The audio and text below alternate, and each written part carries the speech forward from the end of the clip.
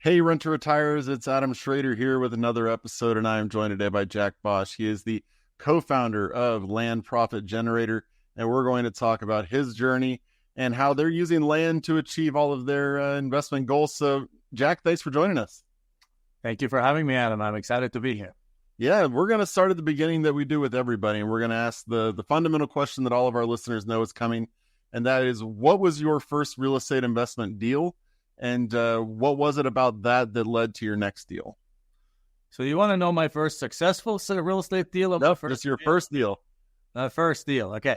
So the first real estate related thing that we ever did was, when I say we, my wife and I, we run our business together. We are inseparable. We've been married 23 years, and we both work from home and spend 24/7 together. I know that sounds weird, but we love it. And they're still together, people. That's a strong relationship. That's right, and we're still together.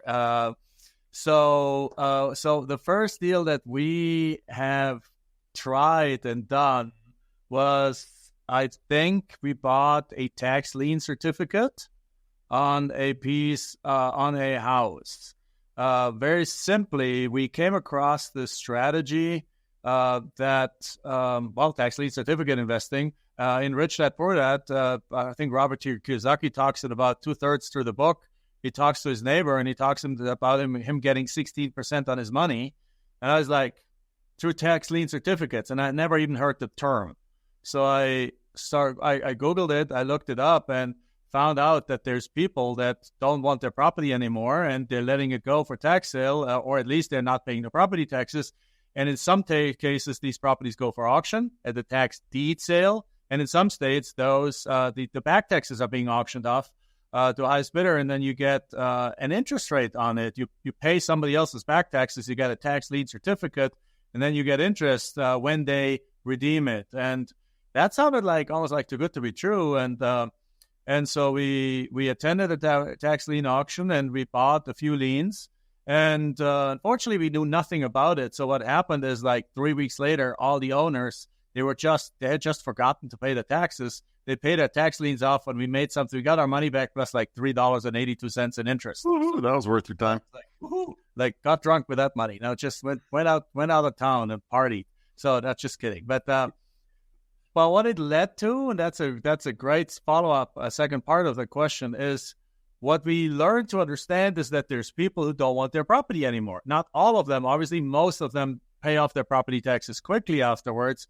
But some do indeed let their properties go all the way to a tax lien foreclosure, or in states where where they actually auction off the property, they actually let it go to a tax deed auction. So the first deal we then actually successfully completed based on that was, we went to San Diego. We called the county of San Diego, which had upcoming a few weeks later a tax deed auction, and we got the list of them. Then one by one, we went and got the mailing address of the people. We didn't know that there was data. There's data back then. Well, counties didn't have good websites. The different websites that exist today that give you all the different addresses like this didn't exist yet. There was perhaps CoreLogic existed, but other than that, there was none of these data sources, or not many of them were existing. So we went one by one and looked up 300 different addresses of the owners, and we sent them a letter. And we ended up buying a piece of land for $100. And that piece of land was behind the prison in San Diego. Apparently not really buildable. You could put a billboard up there, put up there and advertise to the prisoners, but I don't know what good that is. So, but we figured the $100 is fine. It had an extra $1,000 in back taxes, but we didn't pay that. We just paid that $100 to the seller, get them to give us a deed. We recorded the deed. We became the new owners. And then we tried to figure out what to do in the remaining, I think it was 3 months remaining, not just a few weeks, 3 months remaining, what to do before the auction. And then what happened is somebody else sent us a letter about that property then, and he offered us $7,000 for it. And we were like, okay, let's take that. So we sold it again for $7,000 and netted about $5,900. They subtracted the back taxes. So we turned $100 into $5,900. That was the first land deal we did. And then we had kind of realized that there's something to that. And we actually liked the fact that it was land because we knew zero about houses. So we didn't know if that would have been a house, I would have been at a loss on how to value it. I didn't know. Now we do, but now we know, of course. But back in the days, we didn't have a clue how to value a kitchen or bathroom or how to repair it or what it all costs. And then, so because it was a piece of land, we figured it's got to be worth more than $1,000 in back taxes and $100 we paid for it.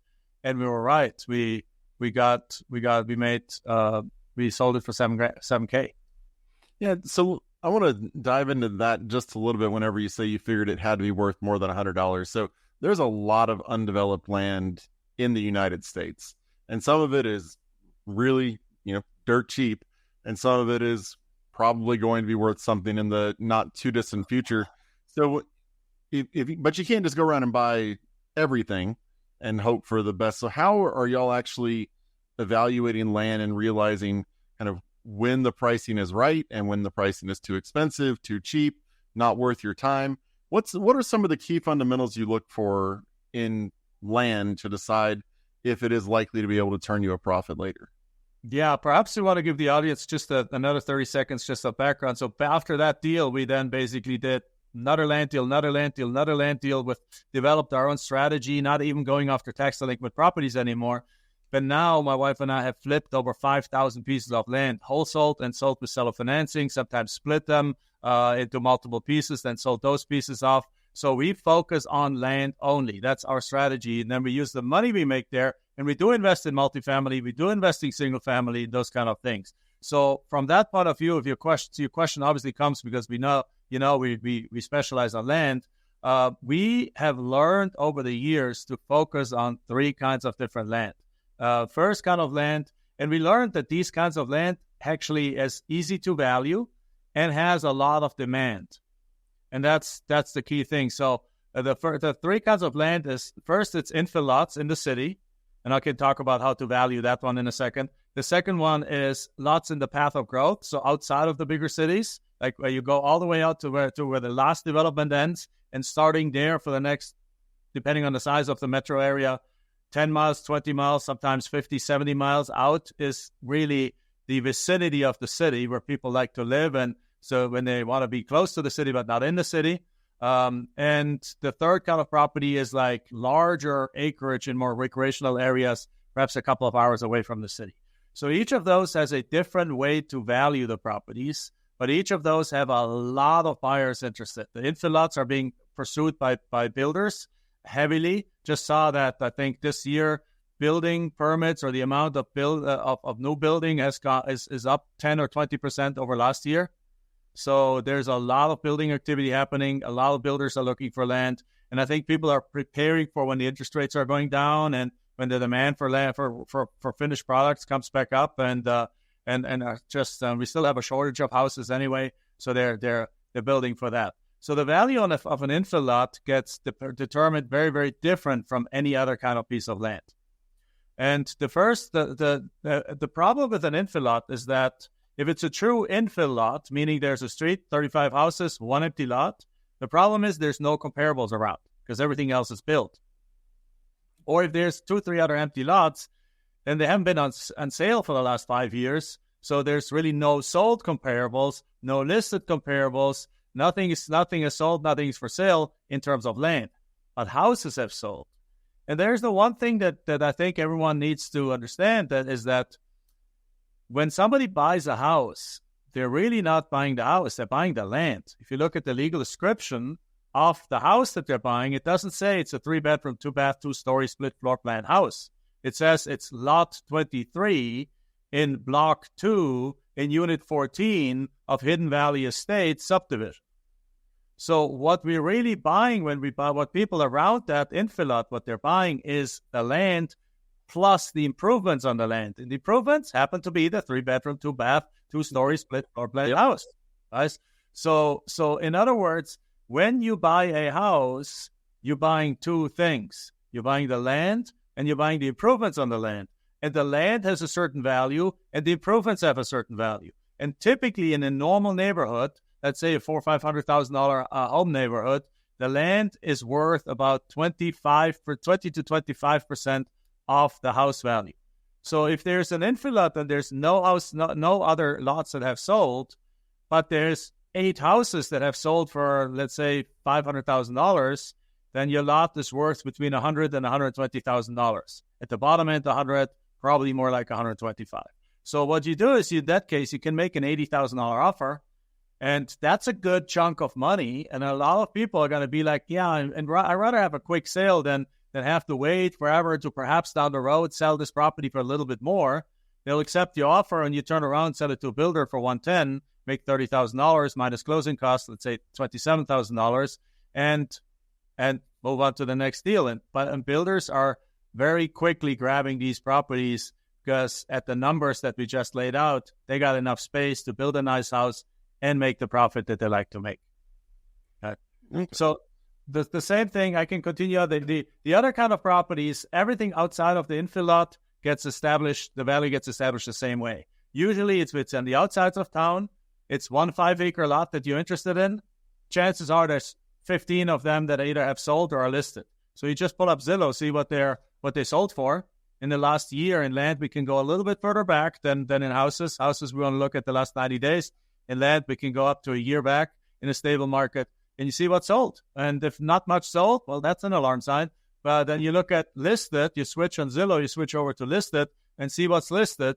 And if there's a bunch of listed, what you want to do is you want to subtract a little bit of the listed price. So if you see like 3 have sold for $50,000 in the last year, and then you switch over to listed and you see that another 5 are listed for $60,000, well, you take the 60 and assume that when somebody makes an offer, they're not going to make it for full asking price. They're making it a little below. They're probably going to list it at offer about 85, 90 cents on a dollar. So they're going to go and buy that thing for around $50,000 to $52,000. You got your value. And then in the rural properties, it's the exact same thing. Sometimes you got to adjust by acreage a little bit, because if you want to make an offer on a 20-acre parcel and all you see is 10 acres and 40-acre parcels, well, you got to figure out what they're by value and kind of average this out. So you get to that. And that's typically the ways we find the values of these properties. Okay. And so you mentioned that y'all take your profits from land and now are diversifying into and buying, apartments and single families. Is it primarily because of the tax benefits that you can get from it? Is it because they actually generate like monthly cash flow, or what led you to say, I know we specialize in land and that's how we're going to make our money, but we're going to invest this way? Yeah. For that, I think we can dive into Michelle and my wealth philosophy. So, I mean, it's not us. It's what we grew up. My dad's a middle school teacher, or high school teacher. My mom stayed home mom. My wife's mother is an elementary school teacher, and her dad passed away when she was 9 months old. And she's from Honduras, Central America. I'm from Germany. None of us grew up with any kind of like instilled understanding of how wealth creation works. So, but what we learned over the time was the following: that, I mean, it's not rocket science; it's pretty normal stuff. But yet most people seem to not follow it. Your audience exceptions here is the exception, but is that when you just do something for the income, you got to keep doing that thing for the income.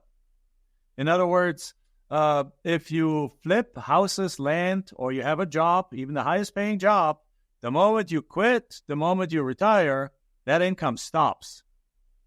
Right? So there's nothing wrong with having that. As a matter of fact, I'm a big proponent of having what we call a cash machine. So everyone should maximize their income possibility. And that's where I, for example, disagree with like Dave Ramsey or so. I'm all in favor of being debt-free. It's all good. But Dave Ramsey tells people to be debt-free by just keeping their job and just saving themselves to debt-free. I'm a much more proponent of actually earning yourself to being debt-free. Like, go make a ton of money, figure something out, flip houses, wholesale houses, or flip land, make a ton of money. And then, but the problem with that is that it's wonderful, but the moment you stop, the income stops. So we just started looking forward. Like, I'm 54 now, but I mean, we started buying houses 2009. That's 15 years ago. I was 39 years old. But even there, we started looking forward, and we're like, well, what if we someday want to stop flipping land? Right? What if we want to stop wholesaling land? What if we want to just retire, like right off in the sunset? well, our income is going to stop, and then I'll be having a pile of cash, and we can eat away at that cash, or you can invest that cash in the stock market or something. I'm not a stock market guy. Every time I invest stock market, I lose money. So we decide. So the answer is yes. Yes, the tax benefits are really useful, but we really wanted to invest in more what we call forever cash, basically in the cash that you invest one time, and the cash flow comes out forever. So we basically use our land business to generate large profits, and then we use those profits and roll them over into asset classes that usually you need some cash for in order for down payment and for repairs and for upgrades and for things like that. And then the great side benefit is that you get huge depreciation, which actually helps offset the active income from the land flip. So it's the perfect combination. You have a cash income source where you pay high taxes. You use that to invest in this passive cash flow kind of assets. And the additional benefit is the depreciation helps you offset your earned income. So you have the best of all worlds. You make a ton of money, you build up great cash flow, and you don't pay taxes on it. So what is y'all's investment philosophy? I mean, you kind of mentioned like with land, there's the infill, there's the, scaling out, and then there's the ones a little farther away.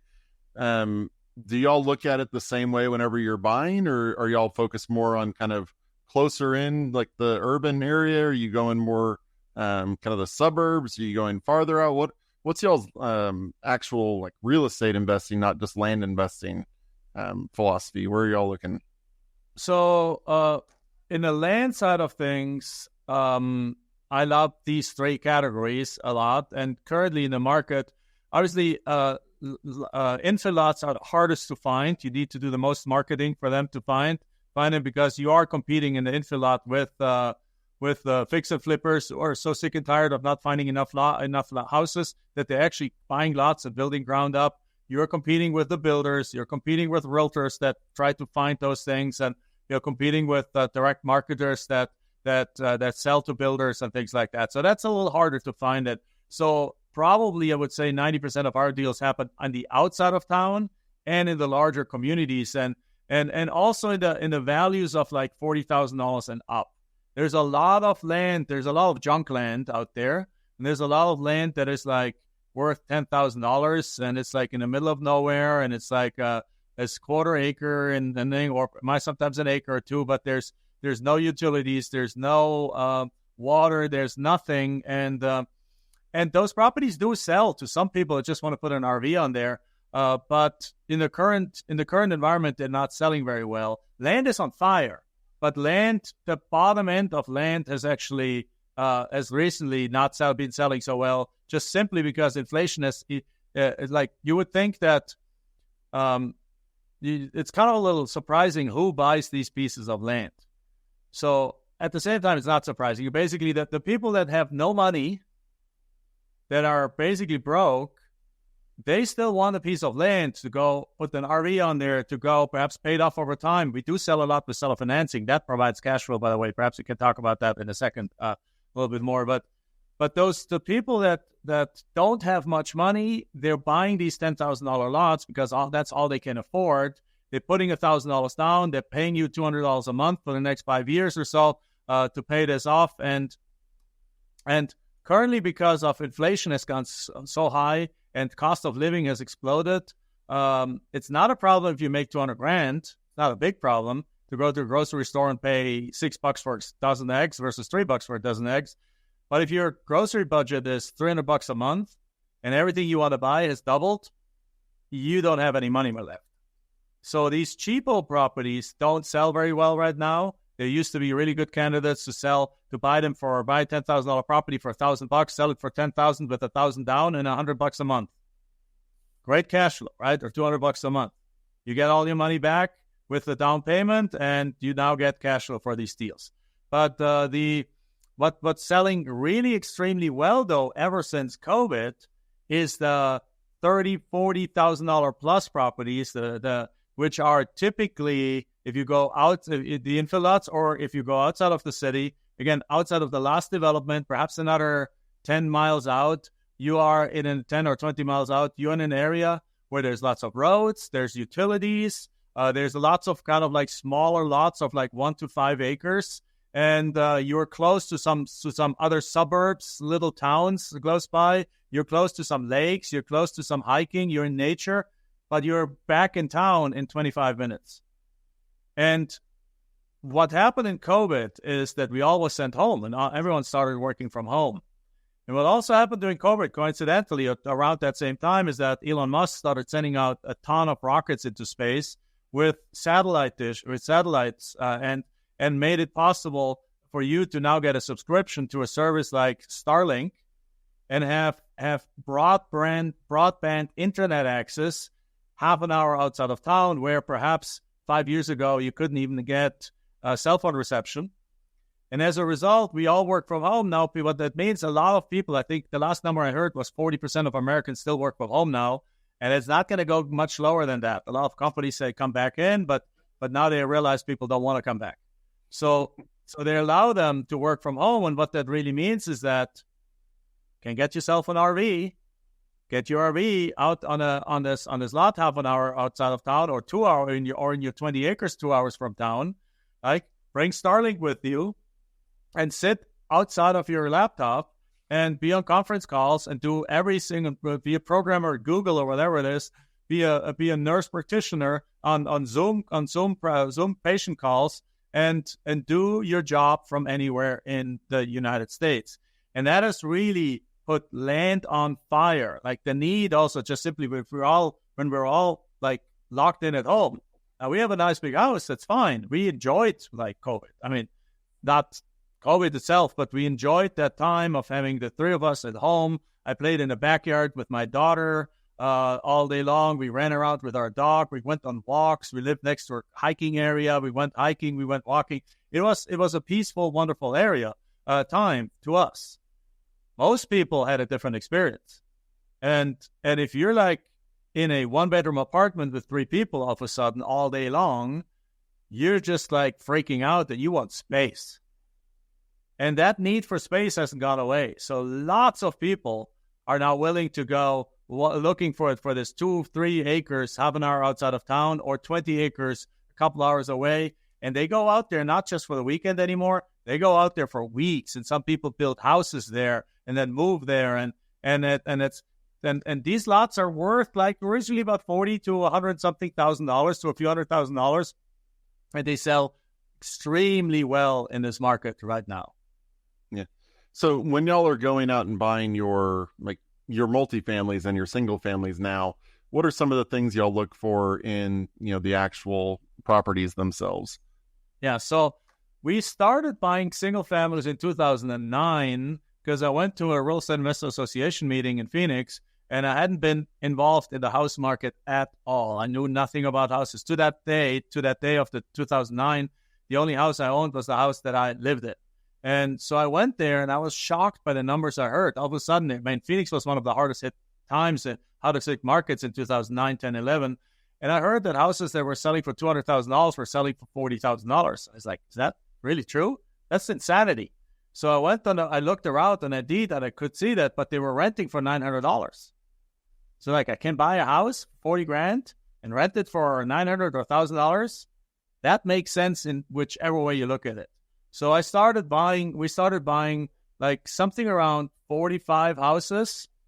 The good thing is we had built our cash machine, right? We had to build our cash machine. Our land flipping continued to work to that time and continues to work to all the times because people still wanted land. All we did during that time is the market prices came down. So we bought these pieces of land cheaper and sold them cheaper. Our margins were a little smaller.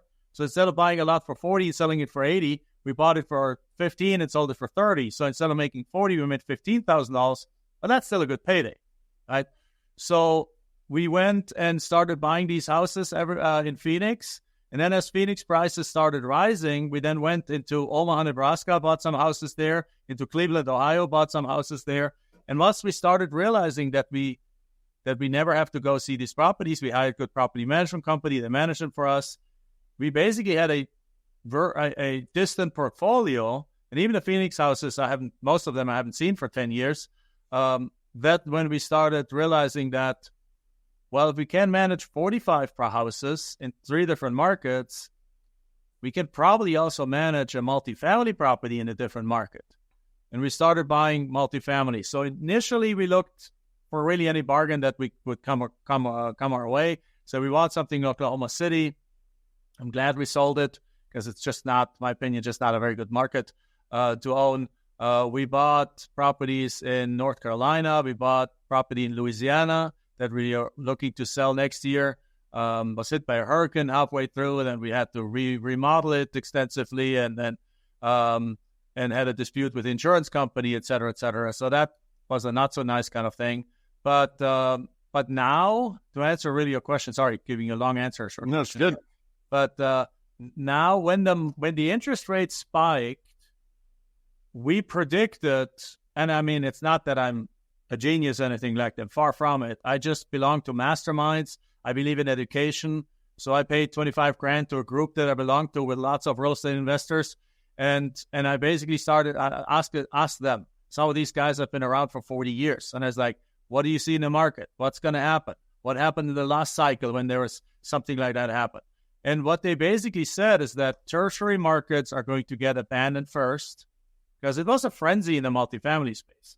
Everyone in 2020, 2021, 2020, for a little bit, everyone was scared. But then prices started skyrocketing, rents started skyrocketing, and people were offering insane amounts of money on properties in markets that had like 25,000 people and one big employer. That's like huge risk in the multifamily space, because if that employer shuts down, your property is empty and your value goes to you know where, right?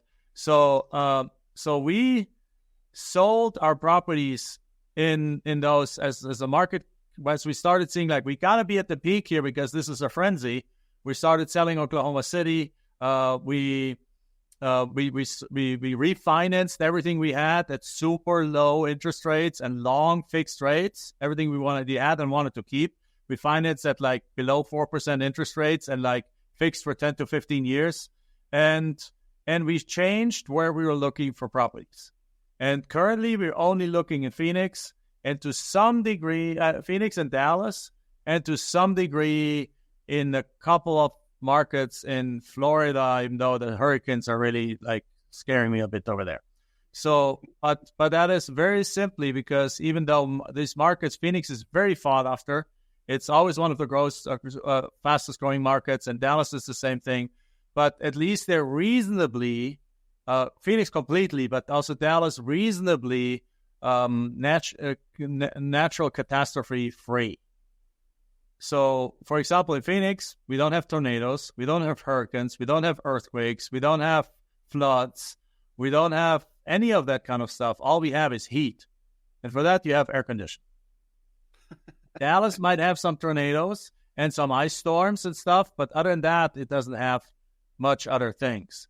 And it's also very much growing markets. It's big markets and people moving to it, employers are moving to it. So it's fairly safe to say that rents are going to be equal or higher 10 years from now. You can't say that about a 25,000 people city with like one college or one employer, and you're at the mercy of whatever that company or whatever happens there. And what you see right now is the result of that. A lot of these tertiary markets have completely collapsed, and cap rates went way up, and properties have lost half their value, and the owners are underwater and giving their properties back. And it's not a whole lot, and there's not that much media about it, but a lot of it is happening behind the scenes. So I'm getting distressed properties offered to me by the actual lenders because they know we operate well and our properties have never been in trouble and they're all performing well. I'm getting them offered basically behind closed doors. They're sending me messages like, Jack, are you buying? It's like, yes. And they're like, okay, are you interested in this? And they're sending me a portfolio of properties. And that's how, for example, earlier this year, we bought 91 units in Dallas, Fort Worth, actually in Fort Worth. That never made it on the market. It just came straight to us. The sellers were owing $9 million. We ended up bailing them out basically with a $9.7 million purchase price.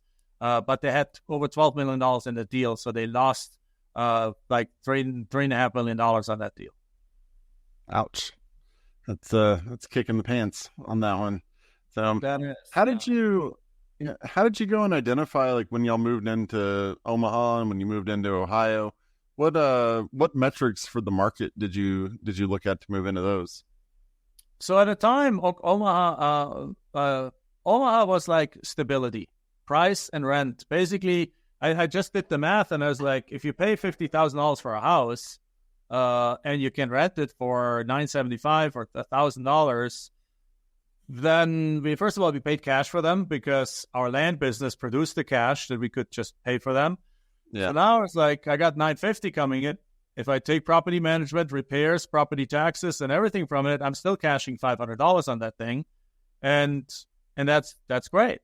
So the numbers make sense. If I can cash $500, cash flow $6,000 on a property that I paid $50, including some repairs and everything, let's say $60,000 for, that's a 10% cash on cash return, which is not great. But if you then take into consideration the depreciation and a few other things, and then we could have taken a loan on it, which would have skyrocketed our returns, of course, on paper. But we were happy with that. And then we did think that eventually down the road, these properties are going to go up in value a little bit. And indeed, they are. So the Omaha properties we're selling right now, and the very first one we bought for $50,000, put like $10,000 in, so 60 had in it. We're putting on the market for $163,000. And that's about 10 years later. So it's basically, after everything is said and done, we'll be probably getting $140 paid out to us. It's not a bad return if you take into consideration that we got cash flow all along. And then we can do a 1031 exchange into the next kind of deal. So that was Omaha. Omaha was such stability. Because if you look at Omaha during 2009, Omaha did this. From 2002 to 2007, when everything went like this, Omaha did this. And from 200, so basically it didn't move. It was a flat line. And when the market crashed, Omaha continues to flatline. So we were in that moment, we became cash flow investors. And we went, not appreciation investors, not speculation investors, just cash flow investors. We like cash flow. And again, in the land side of things, we realized that we built up a lot of cash flow because sometimes we bought $30,000 properties for $3,000, sold them for $30,000 with a $5,000 down payment. So now we got all our money back and we get $300 a month coming in for the next 10 years. That's beautiful cash flow. We built that cash flow up significantly into tens of thousands of dollars a month. And then we use that cash flow and the cash profits to just turn it into more cash flow. In Cleveland, we did, but in Oklahoma City, for example, for the larger, there was a 147-unit apartment complex. It was just mismanaged. So we never count on the neighborhood improving. We never count on all of a sudden something magic to happen. We simply look at if everything kind of stays the same and we can just operate that thing how it needs to be operated, then we can make money on this deal. And that turned out to be true in Oklahoma City because we were able to raise rents by like $200. We were able to get delinquency down. We were able to just operate that thing much, much better and create a true community out of it. Nice. All right. So as we kind of wrap up here, I'd like to kind of hear your thoughts about the next 1 to 2 years, both in terms of kind of where the land is going. I'm assuming that's kind of just, it's going to keep expanding as it goes out because cities aren't really stopping when it comes to expansion. So I'm assuming the land market is it more stable? Is it more volatile than it has been in the past? And then where do you think this residential real estate world is going over the next 1 to 2 years if you had to dust off some form of a crystal ball? Yeah, I don't have that, but I can give it my best guess. And the land market, I'm very, very strongly believing that the land market will continue to do really, really well. First of all, again, just imagine, like sometimes we do like educational webinars and we might have 500 people on a webinar because we teach land flipping. And I asked the question to the audience, or if I'm speaking, I'm a guest speaker somewhere and invited and there's 300 people in the audience. I asked the audience, how many of you guys would love to have your own 2 to 5 acres, half an hour outside of town, or your own mini ranch, an hour or 2 hours away from town that you can go for weeks at a time or the weekend? And it's usually about 30 to 40% of the audience that raises their hands.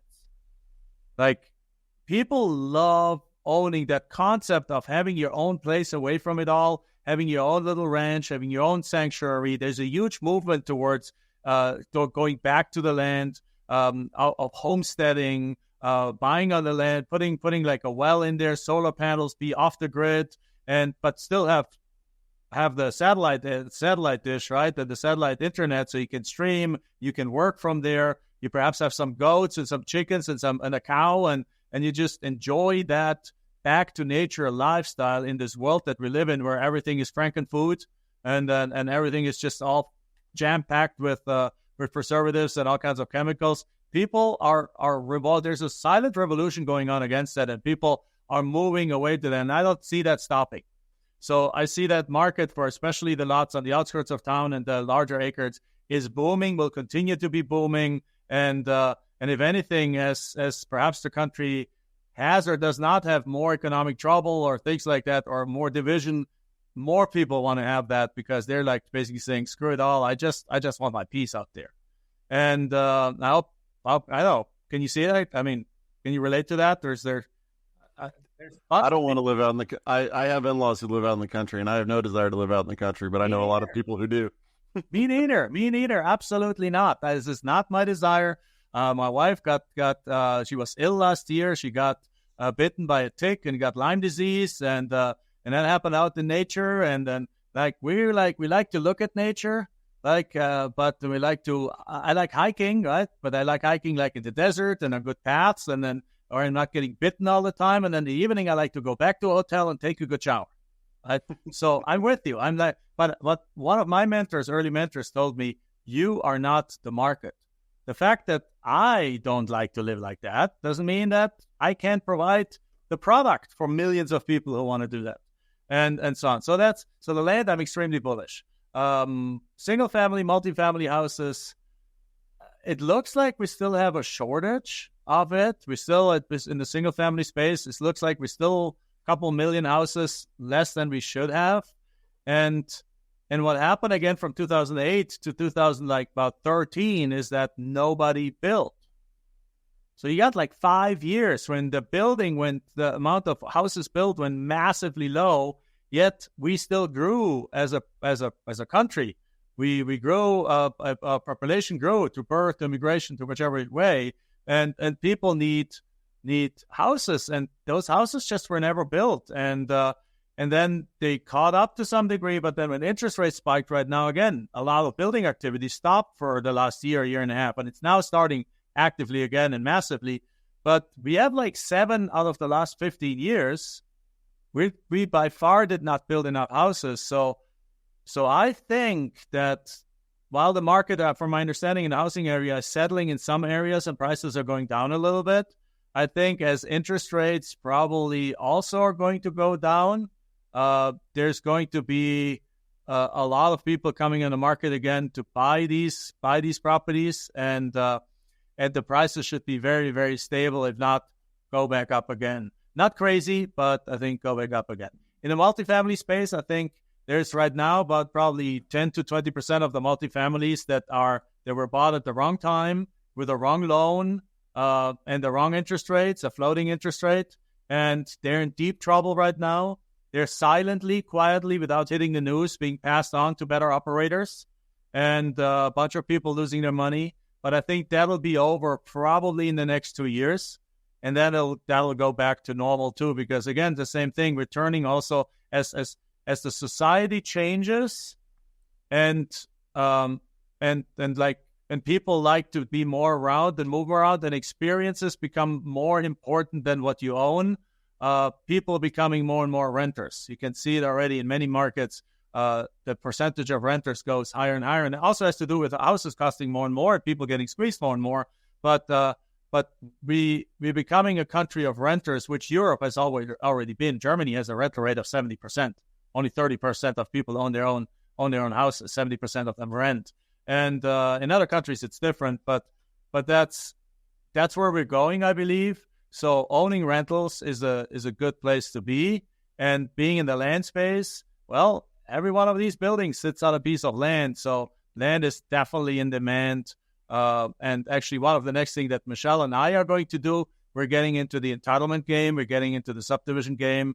and actually literally looked at a piece of land yesterday and today that a partner of us that is experienced in entitlements, and we haven't done much of that yet. We're going to go and probably entitle and subdivide that lot and take a $300,000 lot potentially to be worth $1.2 million once we're done with it. And that's a nice net $500,000 paycheck or so. That's another way you can make money in land, of course. Yeah, I mean, you want to talk about bad operators and people getting in the wrong loans and all of that in multifamily. I heard a story just recently about a guy who ended up buying some properties from somebody who lost $3.5 million. I mean, it was a crazy story that I think I heard maybe just like 3-4 minutes ago. So there we go. That happens. That happens out there. Yeah. Yes. Well, Jack, I want to thank you for joining us today. The website is landprofitfund.com. Tell people a little bit about what they're going to find when they go there and who the right person is for working with y'all. Yeah, as I said, the most important thing to really create financial freedom for you in your life is to start with exploding your income. And because, I mean, if you make even $100,000 or whatever it is, every additional rental house that you want to own requires ultimately some down payment, particularly in an environment where you can't just take loans out and then use that to pay the extra down payment, but where values are more stagnant. And so you got to make that money somehow, and making it in a job is really slow. It might take you 5 years to raise the next money for a next down payment. And so I'm a big proponent of having a cash machine and blowing it up. And obviously land is beautiful because it's virtual. So Michelle and I haven't looked at a single piece of land that we flipped in the last 17 years because there's nothing to see, right? There's nothing to see. You don't have to go look at it. You don't have to inspect it. You don't have to estimate repairs. That lot behind the prison in San Diego, I've never seen in my life. We just got it for $100 and sold it for $7,000 and so on and so forth. So this is the ideal kind of business. It's a good business to consider to do part-time because you can do it from anywhere. We even have students, that we call them, that do this from Germany in the United States and have done it during COVID when they weren't even allowed to come into the country. So when you go to Land Profit Fun, and fun is F-U-N, like having fun, right? You can download a free 30-day blueprint that shows you exactly how this works and how you can do that. So it's a very detailed document, 25, 30 pages, a blueprint that literally lays it out, the different steps to build your own land business and get started in the land flipping, as we call it, really land wholesaling, and create cash flow with land. We are offering it with land seller financing. All right. Well, fantastic. Again, the website is landprofitfund.com. That's landprofitfund.com. Jack, I really want to thank you for coming on with us today. If you want to find the properties that you need to put all that profit into, you can find that at renttoretirement.com. That's renttoretirement.com. And as always, if you have any questions you want us to answer in future episodes, send them our way at podcasts@renttoretirement.com. That's podcasts@renttoretirement.com. Really appreciate the time y'all spent educating yourselves with us today. We'll talk to you on the next episode. Thanks for watching the Rent to Retirement YouTube channel. Check out some of our other videos, like this one, or this one here.